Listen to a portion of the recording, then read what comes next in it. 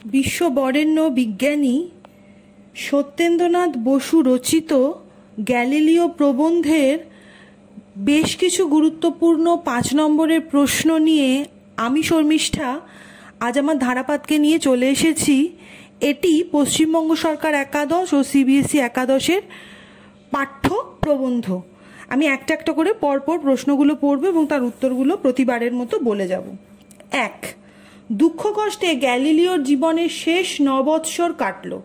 গ্যালিলিওর জীবনের দুঃখের ও কষ্টের কারণ কি? মহাবিজ্ঞানী গ্যালিলিওর করুণ জীবন কাহিনী অপর আরেকজন প্রথিতযশা বিশ্ববরেণ্য বিজ্ঞানী সত্যেন্দ্রনাথ বসুকে গভীরভাবে অনুপ্রাণিত করেছিল বলেই তিনি নবীন প্রজন্মকে ওই বিজ্ঞানের দিকপাল মহামানবের জীবনাদর্শ দ্বারা উদ্বুদ্ধ করতে চেয়েছিলেন। গ্যালিলিও ছিলেন শৈশব থেকেই যুক্তিবাদী, যে কোনো বিষয়কেই তিনি প্রমাণ ও যুক্তির নিরিখে গ্রহণ করতেন। তাই গণিত শাস্ত্রের প্রতি তার অত্যন্ত আগ্রহ পরিদৃষ্ট হয়। বিজ্ঞান সাধনার দ্বারা প্রকৃত সত্যের সন্ধান করে তিনি সমাজ জীবনে আনতে চেয়েছিলেন যুগান্তকারী বিপ্লব। তার উন্নত মানের দূরবীন যন্ত্র আবিষ্কারের ফলে দেখা গেল চাঁদের পাহাড়, ছায়াপথের মধ্যে লক্ষ লক্ষ তারার সমাবেশ, নতুন নতুন উপগ্রহ। আমাদের পৃথিবীকে প্রদক্ষিণ করছে চাঁদ। গ্যালিলিও দেখলেন বৃহস্পতি গ্রহেরও 4টি উপগ্রহ প্রদক্ষিণ করছে, কিন্তু ধার্মিকদের কাছে এগুলো ছিল একেবারে অবিশ্বাস্য। তার বিজ্ঞান সাধনা সর্বসাধারণের এবং সর্বকালের জন্য শাশ্বত সত্য। এই সত্যের স্বরূপ উদ্ঘাটন সমাজের রক্ষণশীল মানুষ, ঈর্ষাপরায়ণ সহকর্মীরা সহজভাবে মেনে নিতে পারেনি। গ্যালিলিওকে স্তব্ধ করাই ছিল এদের একমাত্র লক্ষ্য। সেই লক্ষ্যে এরা খুব সহজেই পৌঁছেছিল দেশের শাসকদের সহায়তায়। জীবনের অন্তিম পর্বে উপস্থিত হয়ে গ্যালিলিওকে তার সৃষ্টি সম্ভারকে অসত্য আখ্যায়িত করতে হয়। তাই লেখক একজন নিষ্ঠাবান সহমর্মী ও দরদী হিসেবে গ্যালিলিওর জীবনের এই চরম হেনস্থা ও সুতীব্র মানসিক যন্ত্রণা জর্জরিত শেষ জীবন সম্পর্কে মর্মাহত হয়ে উদ্ধৃত উক্তিটি করেছেন। 2. এই স্বভাবই শেষ জীবনে তার অশেষ দুঃখের কারণ হলো। কোন স্বভাব তার শেষ জীবনে দুঃখের কারণ হয়েছিল আলোচনা করো। গ্যালিলিও শৈশব থেকেই যুক্তিতর্ক দিয়ে বিচার বিবেচনা করেই যে কোনো সিদ্ধান্তে পৌঁছতেন। তার এই স্বাভাবিক শেষ জীবনে অশেষ দুর্গতির কারণ হয়। গ্যালিলিও 1581 খ্রিস্টাব্দে পিসাতে যখন ডাক্তারি পড়তে যান তখন অ্যারিস্টটলের যুগ, অর্থাৎ ইউরোপের সর্বত্র তখন অ্যারিস্টটলের তত্ত্বকে মাথা পেতে স্বীকৃতি দেওয়ার রীতি প্রচলিত ছিল। গ্যালিলিও কিন্তু এইসব তত্ত্বই নির্বিচারে মাথা পেতে মেনে নিতে রাজি ছিলেন না। ফলে বিশ্ববিদ্যালয়ে পঠনকালে যুক্তিবাদী গ্যালিলিও ছাত্র শিক্ষকদের সঙ্গে সর্বদা বাকযুদ্ধে জড়িয়ে পড়তেন। জীবনকালে যখন তিনি শক্তিশালী দূরবীন যন্ত্রটি আবিষ্কার করলেন ও তার মাধ্যমে বৃহস্পতির 4টি উপগ্রহ, শনির বলয়, সূর্যের কলঙ্কবিন্দু, আহ্নিক ও বার্ষিক গতির ফলাফল প্রচার করলেন, তখনই সনাতন রক্ষণশীল মানুষের সঙ্গে তার সরাসরি সংঘাত বাঁধল। পোপের কাছে নালিশ জানানো হলো। এর নিদারুণ পরিণতি হলো শেষ জীবনে গ্যালিলিওকে কারারুদ্ধ করা হলো, গৃহবন্দী করা হলো এবং সর্বাপেক্ষা দুর্বিষহ অপমান ও অসহনীয় লাঞ্ছনা হলো তার আবিষ্কৃত তথ্য ও তত্ত্বসমূহ ভুল ও মিথ্যা বলে তাকে নতজানু হয়ে স্বীকার করতে বাধ্য করা হলো। যুক্তিবাদী ও প্রত্যক্ষ পর্যবেক্ষণশীল স্বভাব গ্যালিলিওর এই চরম পরিণতি প্রসঙ্গেই লেখক সত্যেন্দ্রনাথ বসু এই মন্তব্যটি করেছেন। লেখক শেষ চরণে এসে ভারাক্রান্ত হৃদয় মন্তব্য করেন, দুঃখে কষ্টে গ্যালিলিওর জীবনের শেষ 9 বৎসর কাটল। তখনও বিজ্ঞানের নতুন কথা ভাবতে চেষ্টা করতেন বটে, কিন্তু জীবন বিস্বাদ হয়ে গেছে। মহান বিজ্ঞানীর প্রতি অপর এক বিশ্ববরেণ্য বিজ্ঞানীর এটি কেবল উক্তি নয়, এটি তার প্রতি শ্রদ্ধার্ঘ্য। 3. দূরবীনের সাহায্যে পর্যবেক্ষণের মধ্য দিয়ে গ্যালিলিও কোন মতবাদ প্রচার করতে লাগলেন? সনাতনীরা তার বিরোধিতা করতে লাগলেন কেন? বিশ্ববিখ্যাত বিজ্ঞানী সত্যেন্দ্রনাথ বসু বিরচিত প্রবন্ধ গ্যালিলিওতে লেখক মহাবিজ্ঞানী গ্যালিলিওর উন্নত মানের শক্তিশালী দূরবীন আবিষ্কার এবং তার সাহায্যে জাগতিক সত্য স্বরূপ উদ্ঘাটনের বিষয় পর্যালোচিত হয়েছে। আবিষ্কৃত ও স্বনির্মিত দূরবীনের সাহায্যে পর্যবেক্ষণের মধ্যে দিয়ে গ্যালিলিও কোপারনিকাসের বিশ্ববিন্যাসের মতবাদের সমর্থন ও প্রচার করতে লাগলেন। গ্যালিলিও তার দূরবীনের সাহায্যে আবিষ্কার করলেন চাঁদের পর্বতমালা, বৃহস্পতির উপগ্রহ সমূহ সূর্যবিম্বে কলঙ্কবিন্দু, শুক্র গ্রহ চাঁদের মতো উজ্জ্বলের হ্রাসবৃদ্ধি, শনির বলয় ইত্যাদি।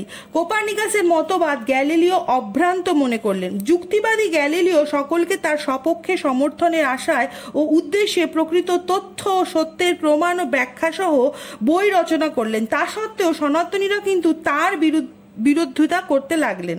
সনাতনী অর্থাৎ ভ্রান্ত ধারণার অধিকারী, কুসংস্কারাচ্ছন্ন ও অন্ধ ধর্মবিশ্বাসী যুক্তিহীন মানুষরা গ্যালিলিওর আবিষ্কৃত প্রচারিত তথ্য সত্যকে মেনে নিতে পারলেন না।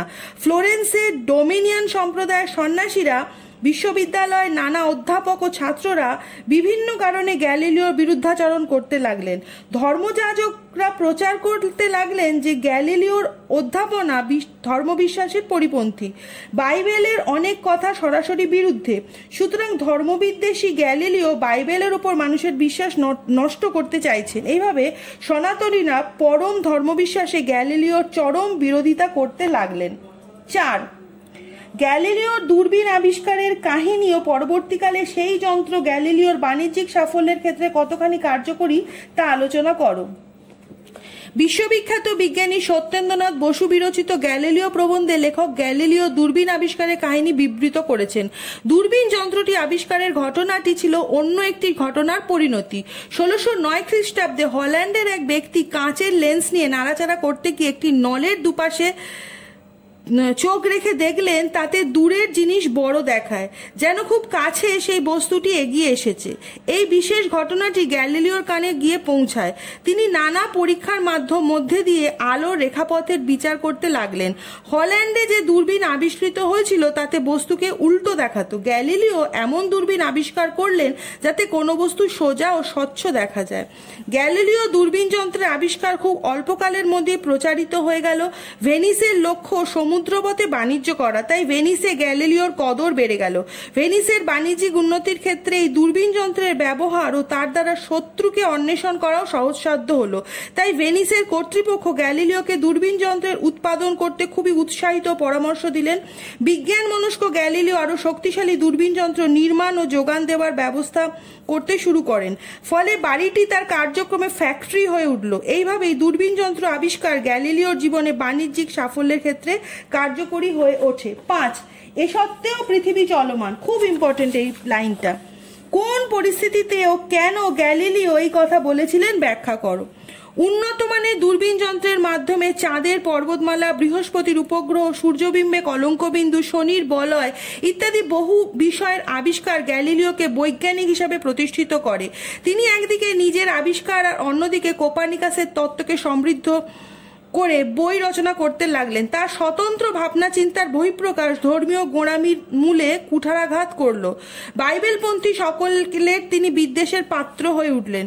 পোপ ও বেলারিমিন জীবিত থাকাকালীন তিনি নিশ্চিন্ত থেকে বই প্রকাশ করলেও তার মৃত্যুর পর গ্যালিলিওকে প্রভূত বিপদের সম্মুখীন হতে হলো।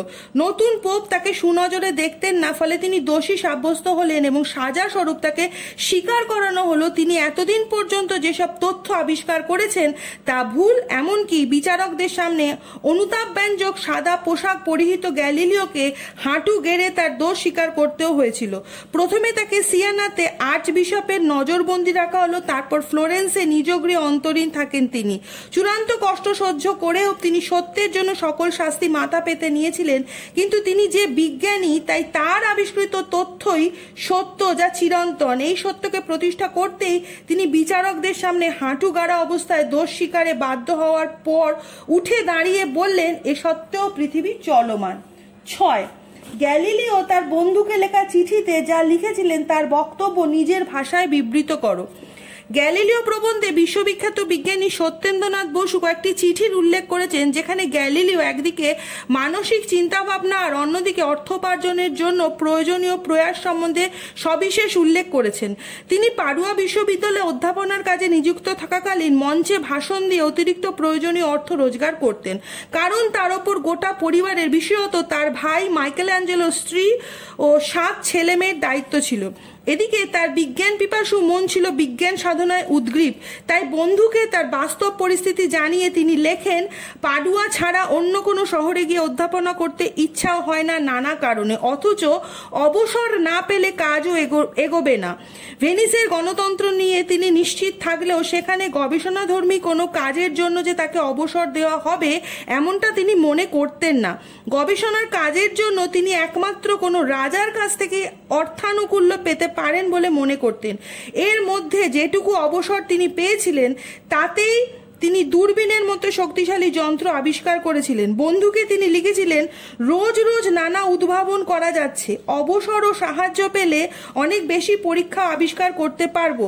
তিনি তার ধ্যান ধারণাগুলি চিঠির মাধ্যমে প্রকাশ করেছিলেন। একটি চিঠিতে তিনি লিখেছিলেন, বিশ্বপ্রকৃতি সকল মানুষকে চোখ দিয়েছেন তার ক্রিয়াকলাপ দেখতে ও বুদ্ধি দিয়েছেন যাতে তার মর্মকথা সকলে বুঝতে পারে ও নিজেদের কাজে লাগাতে পারে। 7. পর্যবেক্ষণ ও সমীক্ষার মধ্যে দিয়ে প্রাপ্ত সত্য প্রচার করার জন্য গ্যালিলিওকে কোন শাস্তি পেতে হয়েছিল? এর ফলে কি বিজ্ঞান তথা মানব সভ্যতার অগ্রগতিকে রুদ্ধ করা সম্ভব হয়েছিল? যুক্তি দাও। বিশ্ববরেণ্য বিজ্ঞানী সত্যেন্দ্রনাথ বসু তার বিজ্ঞান সাধনার পাশাপাশি গ্যালিলিওর জীবনী রচনা করেছিলেন বর্তমান যুব সমাজকে বিজ্ঞান চর্চায় উৎসাহী করে তোলার জন্য। গ্যালিলিওর স্বতন্ত্র ভাবনার প্রকাশ ধর্মীয় চিন্তা ভাবনায় আঘাত হানল, ফলে ভ্রান্ত ধারণার বাহক প্রচলিত সংস্কারাচ্ছন্ন ও অন্ধ ধর্মবিশ্বাসীদের নিকট তিনি কঠোর শাস্তিযোগ্য অপরাধ করেছেন বলে বিবেচিত হলেন। নতুন পোপ তাকে বিদ্বেষের চোখেই দেখতেন। অতএব বাইবেল বিরোধী বক্তব্য উপস্থাপনের জন্য সাজা স্বরূপ তাকে এই মর্মে স্বীকার করানো হলো, যা কিছু তিনি এই বিষয়ে কথোপকথনের ফলে লিখেছেন সেসবই তার বৃথা গর্বের অজ্ঞতা ও অসতর্কতার নিদর্শন। তিনি স্বীকার করতে বাধ্য হলেন যে কোপার্নিকাসের মতে বিশ্বাস তিনি ত্যাগ করেছেন। নতজানু হয়ে সাদা পোশাকে অনুতাপ সূচক প্রার্থনাও করতে হয়েছিল তাকে। তারপর সিয়েনাতে তাকে নজরবন্দি করে রাখা হয় এবং পরে ফ্লোরেন্সে নিজ গৃহে অন্তরীণ রাখা হয়েছিল তাকে। গ্যালিলিও আবিষ্কৃত তথ্য যে চিরন্তন সেই সত্য প্রতিষ্ঠা করতেই তিনি অনুতাপ সূচক বাক্য স্বীকার করতে বাধ্য হওয়ার পরেও নতজানু অবস্থা থেকে উঠে দাঁড়িয়ে বলেন, এ সত্ত্বেও পৃথিবী চলমান। সনাতনী ভ্রান্ত মতবাদের বিরুদ্ধে তার বৈজ্ঞানিক আবিষ্কৃত সত্য যে কতখানি প্রাসঙ্গিক ছিল তা তার মৃত্যুর 400 বৎসর পরেও প্রমাণিত। তাই আজও পৃথিবীর কাছে তিনি স্বনামধন্য ও চিরস্মরণীয়। সুতরাং সত্যের চলার পথে প্রতিবন্ধকতা সৃষ্টি করা যেতে পারে, কিন্তু বিজ্ঞান তথা মানব সভ্যতার অগ্রগতিকে অবরুদ্ধ করা কখনোই সম্ভব নয়। 8. 1609 সালে ঘটল এক নতুন ব্যাপার। কার লেখা কোন রচনার অংশ এটি? নতুন ব্যাপারটি কি ঘটেছিল? উদ্ধৃত অংশটি বিশ্ববিখ্যাত বাঙালি বিজ্ঞানী সত্যেন্দ্রনাথ বসু রচিত গ্যালিলিও প্রবন্ধের অন্তর্গত। 1609 সালে হল্যান্ডে এক ব্যক্তি কাঁচের লেন্স নেড়েচেড়ে হঠাৎ আবিষ্কার করলেন সেই কাঁচ দিয়ে দূরের জিনিস কাছে দেখা যায়। গ্যালিলিও এই সংবাদ শুনে নিজে শুরু করলেন পরীক্ষা নিরীক্ষা। ফলে আবিষ্কৃত হলো শক্তিশালী দূরবীন যন্ত্র। দূরবীন আবিষ্কার গ্যালিলিওকে ভেনিসের কাছে যথেষ্ট সম্মানিত করলো। তার ওপর দায়িত্ব পড়ল নৌবাহিনী তথা জাহাজের জন্য উন্নত মানের দূরবীনের যোগান দেওয়ার। ফলে কার্যত তার বাড়ি হয়ে উঠল ফ্যাক্টরি, কারুশালা। এই যন্ত্রের বিপুল বিক্রয় গ্যালিলিওর অর্থকষ্ট দূর করলো। তিনি এই দূরবীন যন্ত্রকে আরো উন্নত ও শক্তিশালী করতে প্রয়াসী হয়েছিলেন। দূরবীন যন্ত্রের আবিষ্কারের মধ্যে দিয়ে গ্যালিলিও পেলেন হাতের মুঠোয় বিশ্ব সমীক্ষার এক প্রধান যন্ত্র। আকাশের দিকে দূরবীন যন্ত্রকে রেখে তিনি বহু মহাজাগতিক তথ্য ও সত্য উদ্ঘাটন করলেন। চাঁদের পাহাড়, ছায়াপথের মধ্যে অসংখ্য তারার আনাগোনা, নতুন নতুন উপগ্রহ ইত্যাদি সব তথ্য যা সত্য হলেও এতদিন পর্যন্ত ছিল সবই কল্পনাতীত। পৃথিবীর উপগ্রহের মতো বৃহস্পতি 4টি উপগ্রহ বিদ্যমান, এই সব সত্য গ্যালিলিও আবিষ্কারের মাধ্যমে জগৎবাসীকে জানালেন। এই সকল চিরন্তন সত্য জগৎবাসীর কাছে উদ্ঘাটিত করার জন্য গ্যালিলিও তখন বিশ্বের নানা দেশে বিশেষভাবে অভিনন্দিত হতে লাগলেন। এইভাবে 1609 খ্রিস্টাব্দের একটি উদ্ভাবন জগৎ সংসারের কাছে বিজ্ঞানের আবিষ্কৃত সত্যের দ্বার উদ্ঘাটন করেছিল। এগুলো সবই প্রবন্ধ গ্যালিলিওর খুব গুরুত্বপূর্ণ এবং বিশেষ প্রয়োজনীয় 5 নম্বরের প্রশ্ন, তার উত্তর। এটা পশ্চিমবঙ্গ সরকার একাদশ ও সিবিএসই একাদশের পাঠ্য প্রবন্ধ, লিখেছেন সত্যেন্দ্রনাথ বসু। তোমরা অবশ্যই এই প্রশ্নগুলো পড়ো এবং প্রবন্ধটা খুব ভালো করে রিডিং পড়ো। আজকে এই পর্যন্ত আমি শেষ করলাম। অন্য একটা বিষয় নিয়ে আমি শর্মিষ্ঠা আমার ধারাপাতকে নিয়ে খুব তাড়াতাড়ি আবার ফিরে আসবো। তোমরা অবশ্যই আমার ধারাপাতকে শেয়ার করো, লাইক করো এবং সাবস্ক্রাইব করো।